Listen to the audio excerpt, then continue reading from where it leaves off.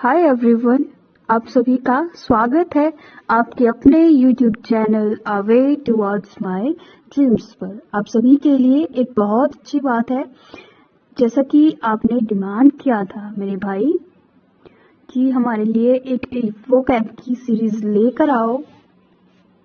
सो अब हम वोकैब को रेगुलर बेसिस के ऊपर डेली स्टडी करेंगे। सो गाइस, मैं प्रे करती हूँ कि कामयाबी आपके कदम चूमे। अब सरस्वती देवी जी का नाम लेते हुए हम अब अपने वोकैब सेशन की शुरुआत करते हैं। सो गाइस, जैसे आपके बहुत सारे क्वेश्चंस होते हैं कि वोकैब को याद कैसे करें, लंबे टाइम तक याद कैसे रखें। मेरा मानना है कि सारे तरीके आपको आजमाने चाहिए वोकैब को याद करने के लिए। ओके, किसी भी एक तरीका पर आपको नहीं चलना है, टाइम टू टाइम अपने तरीके को चेंज करना है। बिकॉज अगर आप एक मेथड से करोगे आप बोर हो जाओगे, देन आपको चेंज करना है। Firstly there is a root method, then you should apply an another method to learn vocab. So guys, बहुत सारे मेथड अगर आपके पास रहेंगे, देन आप अच्छे से 5000 प्लस वर्ड्स को कवर कर पाएंगे। अब वोकैब बहुत सारे एग्जाम्स के अंदर आती है, like exams conducted by SSC, RRB, UPSC, state public service commission exam, staff selection commission exam, okay, any other कोई भी वनडे एग्जामिनेशन है या फिर यूपीएससी के लिए वो मेंस का एग्जाम है, तो वोकैबुलरी तो हमेशा यूज होती ही है, ठीक है। और वोकैब का यूज़ हम डेली हमारी लाइफ के अंदर भी कर सकते हैं। बहुत सारे वर्ड होते हैं ऐसे, और ऑफ कोर्स ऑफिशियल यूज़ के लिए तो हम वोकैब का यूज़ करते ही हैं। सो फर्स्टली हम लेकर चल सकते हैं रूट मेथड, और रूट मेथड के थ्रू हम वोकैब को लर्न करना स्टार्ट करते हैं। Firstly we are going to cover through the root method. Second is the story telling. I'm going to give you a story, and through which story we can learn about different type of words. जैसे हम किसी शादी में गए हैं, वहां जाकर सबसे पहले आप देखते हैं कि डेकोरेशन बहुत अच्छी है. Okay, then you are going to food. Then you say it's delicious. So a lot of word you use in your daily life that you can learn from vocabulary. So guys, what is root word method? Okay, so root word method से हम vocab को कैसे learn कर सकते हैं? So root word में क्या होता है कि root होता है यानी जो हम बहुत सारे words के अंदर use कर सकते हैं, उसमें या तो हमें प्रीफिक्स ऐड करना होता है या फिर सुफिक्स ऐड करते हैं। और वो जब हम ऐड करते हैं तो वो हमें क्या देते हैं, एक कंप्लीट वर्ड देते हैं, जिससे ये जो प्रीफिक्स, सुफिक्स और जो रूट है, इससे हम बहुत सारे वर्ड्स की फॉर्मेशन कर सकते हैं। Next is sentence making. अगर हमें कोई भी सेंटेंस कोई भी वर्ड लर्न नहीं हो रहा है, देन हम उसको सेंटेंस की हेल्प से लर्न कर सकते हैं। बिकॉज अगर कोई भी सेंटेंस है, अगर उसके साथ हम अपनी स्टोरी को ज्वाइन करेंगे, then it's give a very good result to us. Next is revision method. Revision method में क्या होता है कि हम कोई भी वर्ड जो लर्न कर रहे हैं, उन सभी की हम रिकॉर्डिंग कर लेते हैं और उनको लर्न करते रहते हैं, उनका रिवीजन करते रहते हैं. बार बार सुनना मीन्स उसका रिवीजन हो रहा है. हम कोई भी काम कर रहे हैं, उसको माइंड के अंदर याद करना कि हाँ, इस वर्ड का मीनिंग ये होता है. हमारी जो डेली रूटीन है उसके दौरान हम इन वर्ड्स को याद कर सकते हैं. Next is learning. लर्निंग में क्या है कि हम वर्ड को एंटोनिम्स, सिनोनिम्स एंड वर्ड को हम डायरेक्टली याद करते हैं हमारी बुक से. जैसे इसके बाद ये वर्ड आता है और इस वर्ड के बाद ये वर्ड आता है. So next is root word. Root word में है प्रीफिक्स ऐड करते हैं और सुफिक्स ऐड करते हैं, और इससे ये हमें कंप्लीट वर्ड की फॉर्मेशन देता है. सो आज हम रूट मेथड को डिस्क्राइब करेंगे. First one is cacography. So graphy, not graphy, it's known as graphy. So cacography. So here the caco plus graphy. Caco यहाँ पर क्या है? कैको यहाँ पर प्रीफिक्स है, ग्राफी एक रूट वर्ड है. सो कैको मीन्स मैसी. मैसी मीन्स गंदा, ठीक है, यानी गंदी राइटिंग. सो इसका मतलब क्या हो गया? कैकोग्राफी, गंदी writing. Next word here is calligraphy. Here calli means beautiful. So calligraphy means beautiful writing. Here calli is the prefix, graphy is a root word. So here we get beautiful writing. Next is autobiography. Auto means self. Bio means life. Graphy means writing. So autobiography, it's mean to write about your own life. Autobiography का मतलब क्या होता है कि अपनी जीवनी के बारे में लिखना. Next is bibliography. Biblio means books, graphy means write करना, कुछ बताना. So it's known as the writing list of books. Next is demography. So here demo means people and humans. So demography means study of humans. Here the next word is biography. Bio means life, graphy means writing. So a written account of a person's life written by someone else. So autobiography में क्या था कि वह अपने बारे में खुद लिख रहा था. So the meaning of biography is a written account of a person's life written by someone else. So biography का मतलब क्या है कि किसी पर्सन के बारे में किसी दूसरे पर्सन ने लिखा हुआ हो. ठीक है, हम जो भी वर्ड्स को यहाँ पर कवर कर रहे हैं, आप सभी को उनको बोलने का ट्राई कीजिए. ठीक है, कि प्रोनाउंसिएशन इनकी कैसे की जाती है. That here is biography, so you should pronounce it as biography. Okay, just try to pronounce it. ये नेक्स्ट वर्ड इज कार्टोग्राफी. हमारा अगला वर्ड है cartography. Carto means map, graphy means art of making.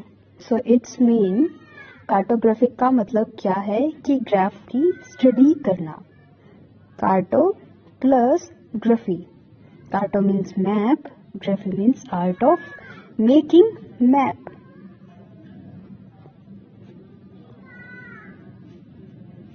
Your next word is homography.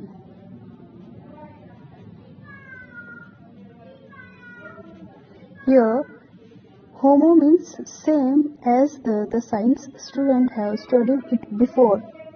Okay, so science के जो सभी बच्चे हैं उन्होंने homo word को पहले पढ़ रखा होगा. homo means similar यानी same. Okay, so इस homography का मतलब है have same, identical spelling or having different in meaning. Okay, so जो spelling होगी वो similar होगी, बट जो उसका मतलब होगा, उसका जो मीनिंग होगा वो अलग होगा. यहाँ पर कुछ एग्जाम्पल्स हैं, लाइक बो. बो का मीन होता है हेयर. ठीक है, और नेक्स्ट बो का मतलब होता है शिप. यहाँ पर ये बो है, इसका मतलब है हेयर यानी बाल. इस बो का मतलब है शिप यानी जहाज. यहाँ पर स्पेलिंग सेम है बट जो मीनिंग है वो डिफरेंट है. Now next word is seismograph.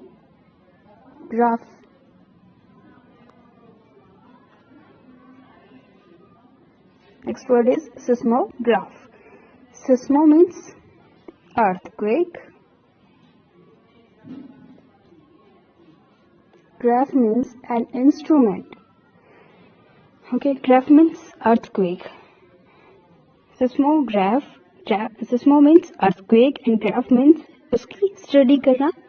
ठीक है, so seismograph का मीन है, इसका मतलब है an instrument which records the intensity of earthquake. It's an instrument through which we can get the details of earthquake. Seismograph एक ऐसा औजार है, एक ऐसा क्या है, सिस्मोग्राफ एक इंस्ट्रूमेंट है. सिस्मोग्राफ एक ऐसा यंत्र है जिसके द्वारा हम अर्थक्वेक की इंटेंसिटी को हम माप सकते हैं. अब next word is barograph.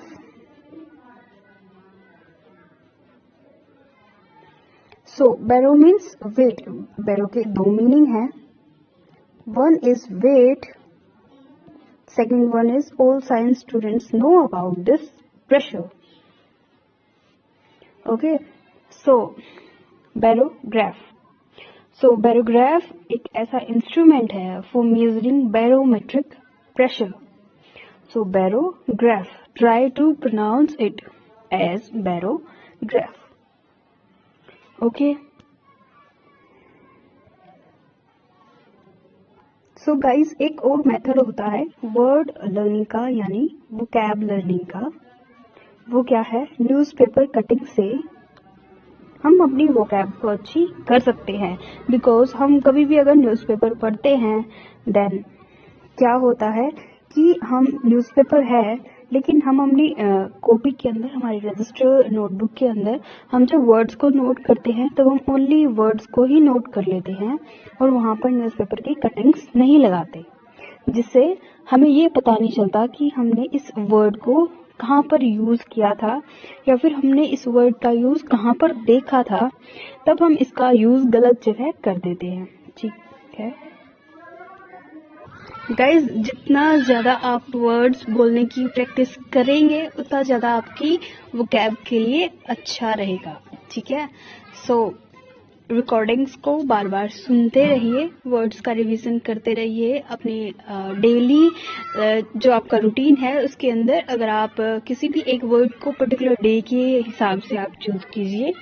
Maximum to maximum आप 10 to 15 वर्ड्स को डेली कीजिए. एंड अगर आप जैसे अभी आप कुछ भी काम कर रहे हो, जैसे खाना खा रहे हो, जस्ट माइंड में एक वर्ड को सोचिए एंड उसको बार बार रिवाइज करते रहिए. ठीक है, तो इसी के साथ हमारा नेक्स्ट वर्ड है monograph.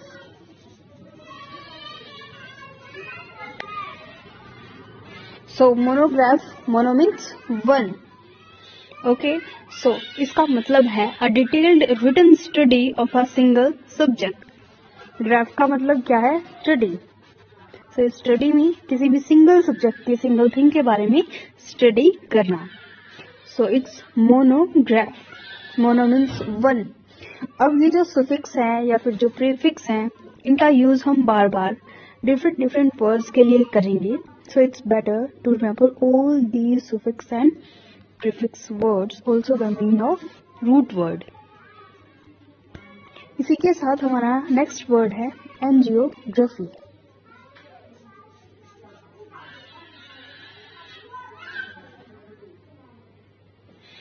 Angiography means blood vessel.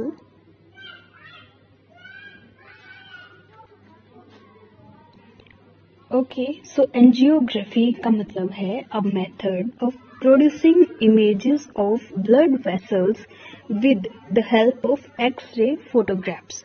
So graphy का मतलब क्या होता है, इसका मतलब ये भी होता है कि कुछ भी डिजाइन करना, किसी से रिलेटेड स्टडी करना.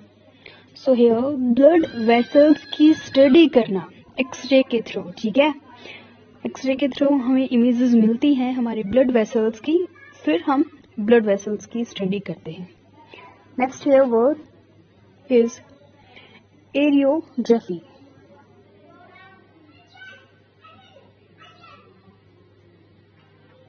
एरियो मीन्स एयर. एरियो से आप याद कर सकते हैं कि एरियो से क्या होता है, एरो से एरोप्लेन. सो एरोप्लेन कहाँ होता है? हवा में, हवा से। सो एरोग्राफी इसका मीन है राइटिंग ऑफ एयर और a atmosphere. So if guys if you have any query then you can please comment in comment box. अगर आपको कोई भी प्रॉब्लम आती है देन आप नीचे कमेंट बॉक्स के अंदर अपनी प्रॉब्लम को लिख सकते हैं। आई होप कि आपको ये सेशन बहुत अच्छा लगा होगा। आज हमने 13 वर्ड्स को कंप्लीट किया है। हमारे नेक्स्ट सेशन के अंदर हम नेक्स्ट 13 वर्ड्स को कवर करेंगे। सो गाइज बने रहिए, पढ़ते रहिए। इससे कुछ ना करने से अच्छा है अपनी लाइफ के अंदर कुछ करना, चाहे फिर वो हम डेली एक वर्ड को याद करते हैं या फिर 10 to 15 वर्ड्स को याद करते हैं, तो ये अच्छा है कुछ भी ना याद करने से। ये स्पेशल वीडियो है for a student highly demands for this session or a series of vocab just so. ठीक है, so thank you guys.